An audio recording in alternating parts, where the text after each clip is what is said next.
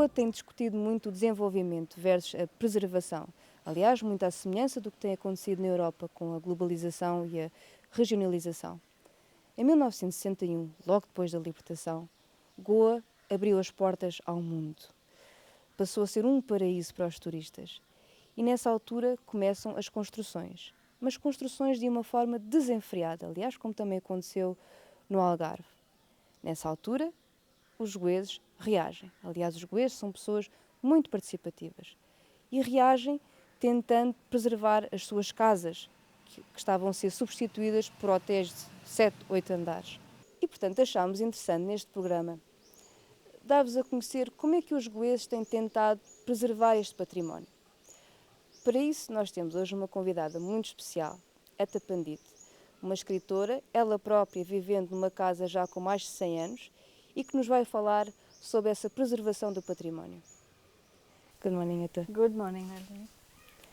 Eta, tell me how the Goans are trying to preserve the Goan heritage. See, I don't want to start with an attack, Nalini, but Goans love their own heritage, and whatever you see standing today, it's standing because of the Goans themselves, not because of any government help from Government of Goa. But I don't want to use this as a platform to attack our own government. Let's talk about the positive aspects. Goans not only love their own heritage, they are also very thrifty and economical by nature. It's part of their culture not to throw anything away, to recycle things, to use things again and again and again. Nothing to be wasted. Even the coconut shell, which you don't throw away. Every element of the coconut tree was found and put to good use. The trunk itself, when the coconut tree dries off, the leaves to create thatch for the roofs, the shells of the coconut to create articles, to create vessels and serving spoons. So there was a spirit of using and recycling in Goa through ancient times, and it's quite an Indian tradition of making best use of every natural resource and elements available. The same way, there's nothing in a house that should be thrown away. It can always be repaired, recycled, reused. If you don't have use for it, you can give it to your neighbor. If you change your tiles, for example, tomorrow, you don't have to throw away all the old tiles. You can give them to your neighbor, and your neighbor can use some of them. Or you can use them to line the ground in front of the house. Kaudan. Yeah. But what is this Kaudan? Actually, it's a very simple technique. You take the cow dung, which is waste from buffalo or cow, mix it with a little hay and water, make a paste, and apply it as a flooring material. And the reason why it was used as flooring was because it's easily renewable, it's easily available. You don't even have to have a cow. You can follow a cow and pick up cow dung, mix it with water and hay and apply it. And there are two ways of applying it. Either you apply with a broom, which is a thinner paste, or you make a thicker paste and you apply with your fingers. And when you apply with your fingers, you get that beautiful fan-like pattern on the floor. Plus, cow dung has some insect repellent properties, so it keeps the place clean. Now, if you have a hard floor and you know, Goans, we are a little superstitious. That's part of our culture again. So if there's a bad happening in the house, say somebody passes away, then the normal practice is to apply a fresh coat of cow dung. This way you purify the whole house, which you normally can't do with a hard floor. If you have a stone floor example, what will you do? You will just wash it. But this way you put a whole new layer of flooring every time. Only thing its difficulty is that you have to renew it every 15 days. And now because labor is not available, people are moving away from cow dung flooring and putting in hard floors. But it's a very hygienic way, because once it dries, it's not excreta anymore. It's building material. The other reason I think is also ideological. The cow by Hindu mythology is supposed to have in its body 999 gods living there, which is why the cow is considered sacred. And Lakshmi, the goddess of prosperity or wealth, is supposed to reside in the dung of the cow. So, you are actually bringing in wealth, prosperity, happiness into the home. I find it very interesting to find like broken tiles on the floor. How this started? See, it's now of course you buy tiles or you buy plates and you break them and put them on the floor. But in the old, it started because these plates came as ballast on ships coming from China to India. And Goa was an entrepot, of a free port at that time. So they would dump this ballast on the docks. And because the Goans were very thrifty and economical by nature, as I told you earlier, they would pick up these plates and use them as flooring material. Once the practice began, it became fashionable to do it.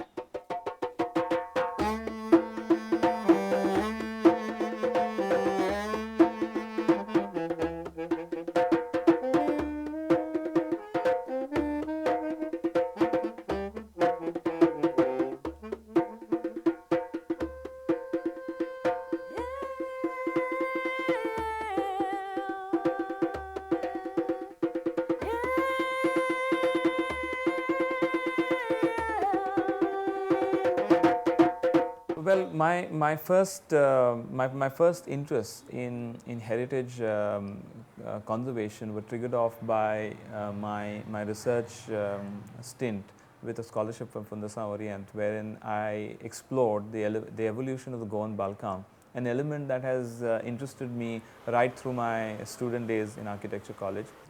Most people always thought that the balcão is a colonial influence on Goan architecture, where my influence was quite the opposite.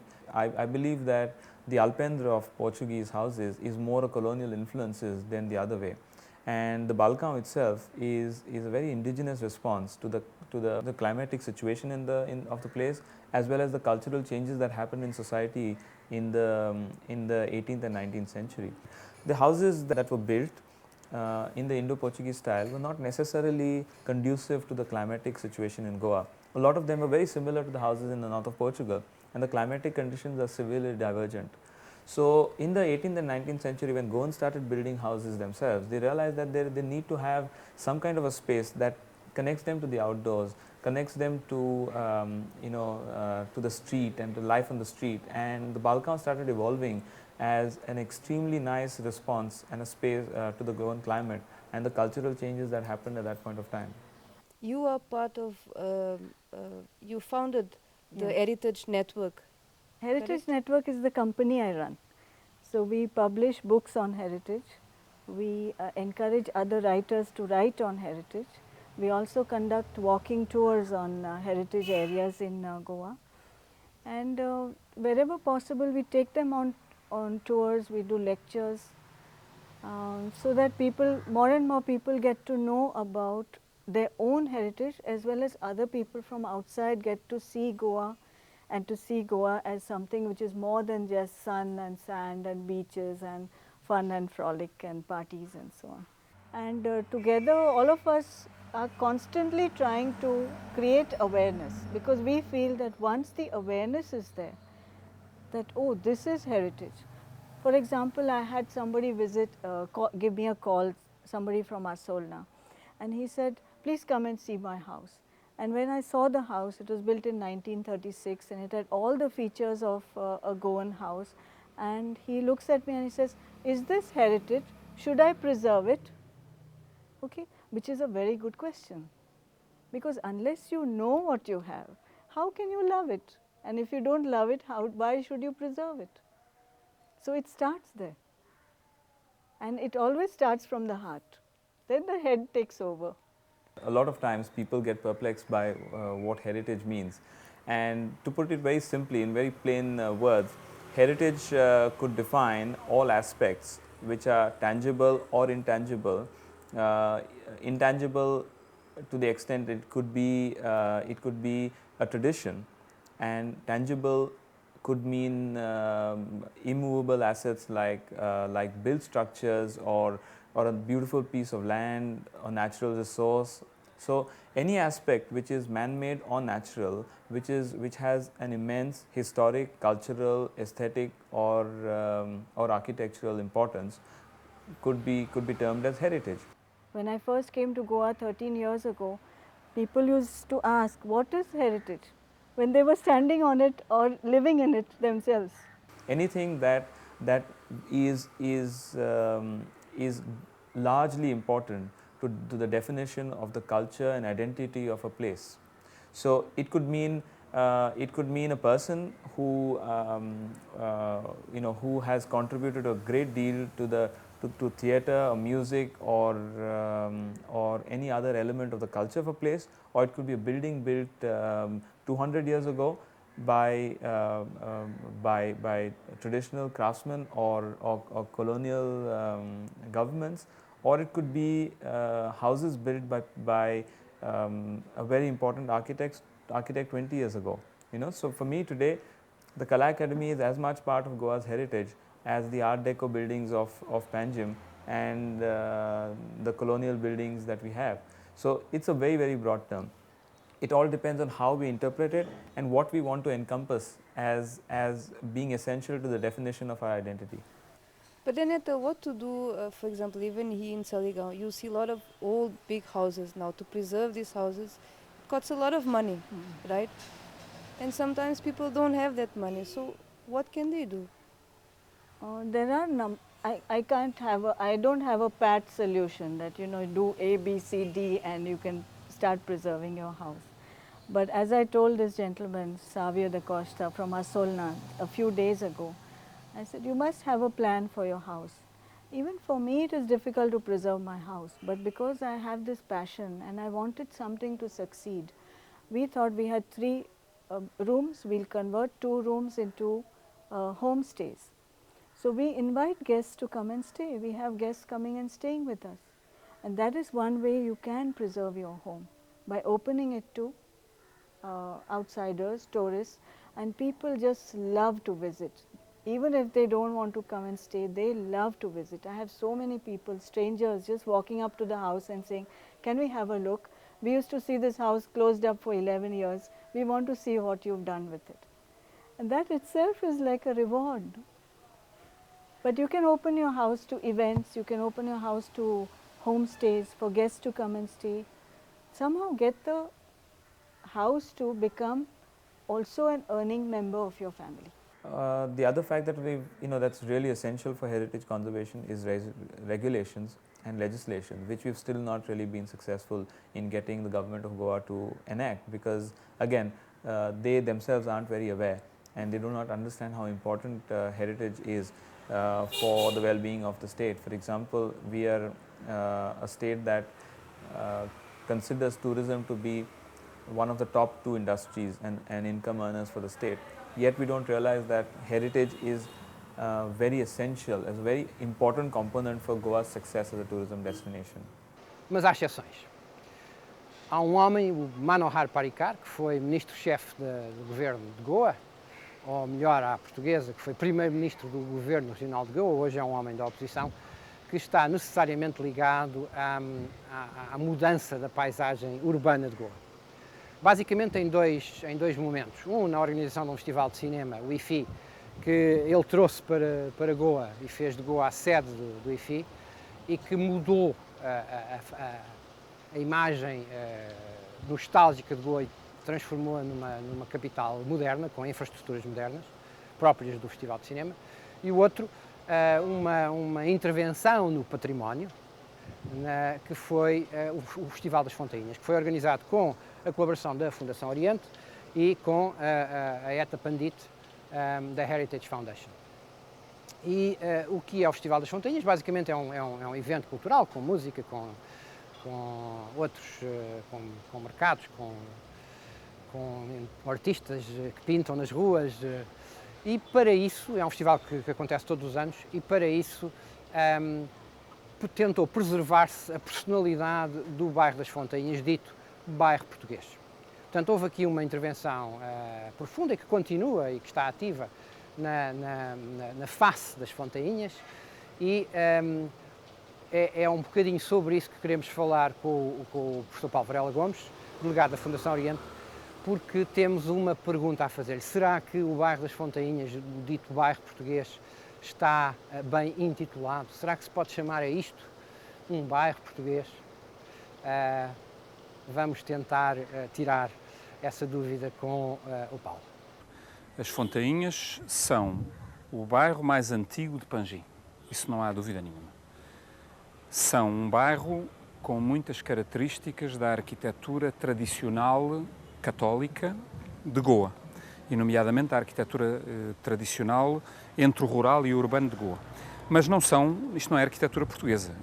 No final do século XVII, pode-se dizer, havia uma arquitetura aqui caracteristicamente goesa, ou seja, uma arquitetura que já não era portuguesa, já não era europeia, era uma arquitetura indo-portuguesa, ou melhor, uma arquitetura goesa, criada pelos goeses, a partir de influências vindas de muito lado, da Europa inteira desde logo, certamente da Europa do Sul, de onde vem o essencial disto, da tradição da caiação, tradição das molduras em volta das aberturas das portas, das janelas, a tradição dos telhados, a tradição deste género de largura de rua, da baixa densidade das casas, tudo isso é Europa do Sul, mas também muita tradição inglesa e da Índia inglesa, também muita tradição de criação de pátios e ruas que tem que ver com a Índia. Portanto, isto é goês. Essa arquitetura tradicional de Goa, da Goa católica, é uma arquitetura goesa, só existe aqui. E é o produto mais notável, pode-se dizer, da civilização, se quiserem entre aspas, da civilização goesa. É a coisa mais importante do ponto de vista cultural que Goa deixa ao mundo.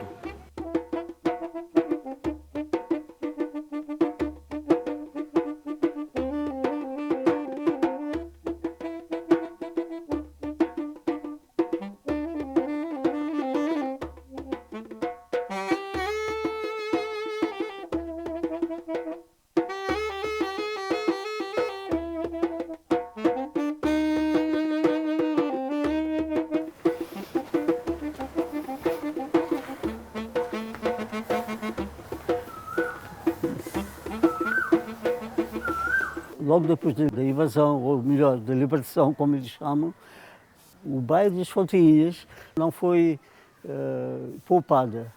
Vieram grandes construções e que deslocam completamente o significado das Fontainhas. Podemos dizer que essa zona era uma zona de certa responsabilidade e de grande sentido histórico.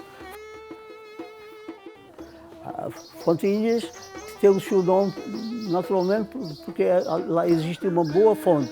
E foi o conde de Ourém, que quando foi governador cá em 1836, reformou a antiga fonte e deu o nome de Fonte Fênix.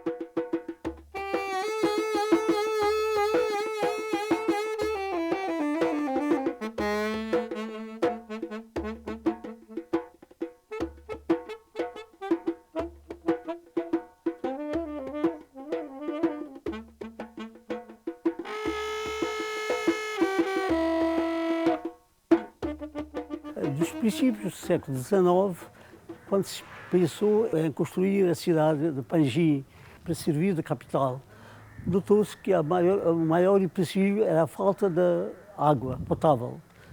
A cidade tinha poucos poços, que eram, na maioria, inquinados, e por isso o governo tinha de dar uma solução para ter água potável. Ora, isso foi possível porque havia umas fontes abertas na atual Boca da Vaca e na atual Fonte Fênix. Os professores da Escola de Matemática Militar foram encarregados de fazer um estudo sobre a captação dessas águas. E então foi descoberto que no fundo do Oiteiro havia um bojo de água que dava saída por lado de Boca da Vaca e por lado da Fonte Fênix. Como aquela a original, a maior, era Boca da Vaca, deram o nome desta de Rabo da Vaca. Ora, o governador Conde Ourém não achou esse termo muito suave para os ouvidos dele. E disse, olha, o termo é muito feio. vamos mudar isso para Fonte Fênix. E foi dali que o futuro chamou-se a Fonte Fênix. Foi somente em 1758, quando o Francisco Siqueira veio de Moçambique com muita massa, ele pediu ao governo que lhe desse aforamento a toda esta vasta área, que era toda a área lodosa que cobria a parte oriental da cidade. O governo concordou e deu-lhe mãos largas para fazer como melhor ele pudesse desenvolver a área. Ele achou que se devia semear ou cultivar coqueiros nesta alta zona, que lhe renderam muito coco e foi uma fonte de riqueza que lhe deu muito dinheiro. Ora, depois de uns 25 anos, ele veio a falecer. E os carmelitas descalços de Chimbel tiveram essa prerrogativa de poder continuar a obra do Siqueira. Mas eles, ao tempo, com a derrocada da velha cidade, os habitantes começaram a vir a Pangi e a reclamar áreas para a sua habitação. Foi então que eles começaram a dar atabalhadamente vários talhões sem nenhum planeamento. Foi quando, em 1835, quando a cidade foi declarada capital do Estado da Índia, foi então que o governador achou que se devia abrir uma estrada, continuação da Rua 31 de Janeiro, que ia até a fonte. E essa é a razão porque aquela estrada de 31 de Janeiro é muito estreita e vai até a fonte e propriamente não satisfaz as necessidades da população de hoje. Foi esta casa que pertenceu ao Antônio Siqueira, um homem que propriamente fez crescer o bairro das Fontinhas.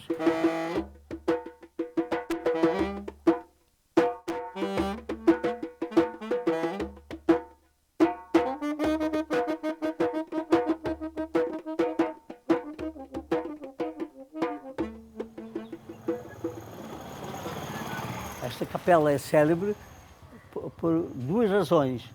Uma é a existência de uma cruz que foi trazida da velha cidade. Essa cruz tinha sido colocada num palácio de Inquisição lá nas alturas de 1560. E quando foi encerrada a Inquisição, a mesma foi transferida para Pangi, no Palácio de Hidalcão. Ora, quando se deu o golpe da República, não subsistia a razão para se manter uma cruz no Palácio do Governo. Como tal, foi transferida em 1917 nesta capela. O local original da residência do advogado David de Souza era este, onde atualmente a Capela de São Sebastião está localizada. É que esta capela originalmente estava localizada naquele cruzamento mais à frente. E quando o governo quis abrir a estrada 31 de Janeiro, tive naturalmente de demolir a capela e, portanto, a capela foi transferida para trás. Ora, a traseira era a casa do David Souza. E o David Souza já tinha vendido esta casa em 1840 ao grande capitalista Fonseca de Arpará. E o capitalista construiu a casa e o portão está aqui. E essa parte fazia parte do jardim dele. Ora, naquela aflição, o Souza pediu-lhe que queria recomprar a parte dele, que tinha sido vendida. E ele concedeu-lhe com que essa parte é do David Souza e essa parte ficou ao Fonseca. Esta casa do Fonseca foi posteriormente vendida à Fundação Oriente. Modéstia à parte, a Fundação Oriente é responsável por uma transformação radical na maneira como aqui se entendia em Goa a recuperação do património imóvel, a recuperação de edifícios. Aqui há 12 anos, 13 anos, fazia-se a recuperação de edifícios aqui muito mal.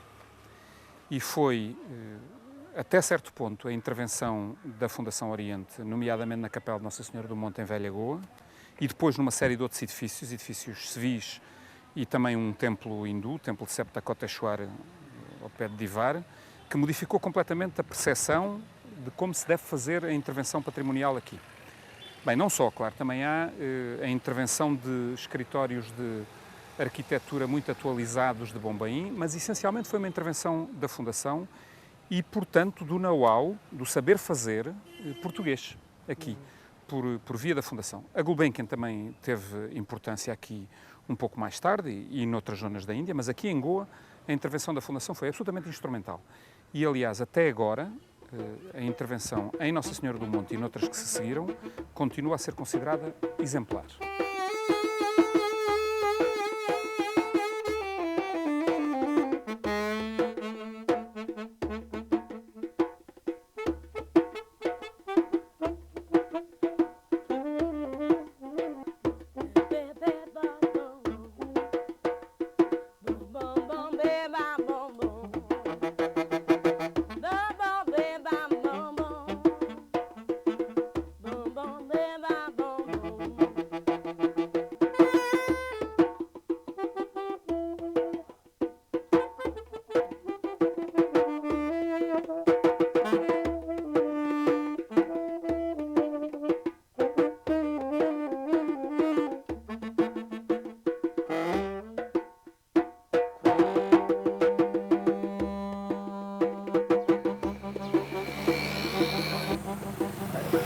Neste troço da Rua 31 de Janeiro, a maioria das casas são da população hindu e temos por isso as casas baixas e as janelas muito pequeninas.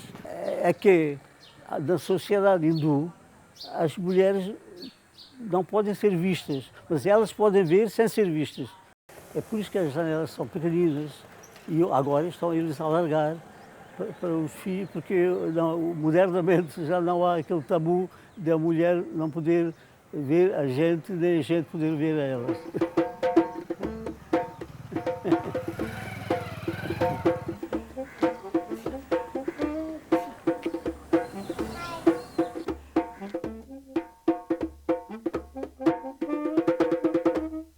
Yeah, I'd like to preserve everything, you know, like a big Portuguese house, a big Goan old house, and a big nice balcão.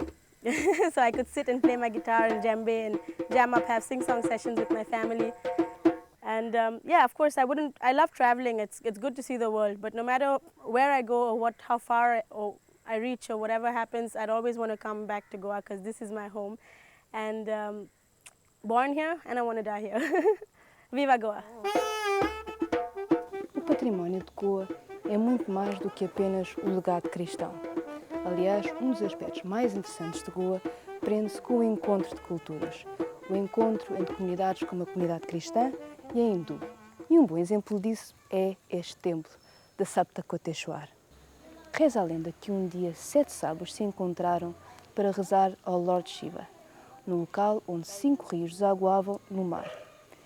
E aí rezavam durante 70 milhões de anos, ao fim do qual Lord Shiva apareceu e ficou, reencarnou-se na divindade que hoje é conhecida como Lord Sapta Koteshwar. Sapta, 7, Koteshwar, o Senhor dos Milhões.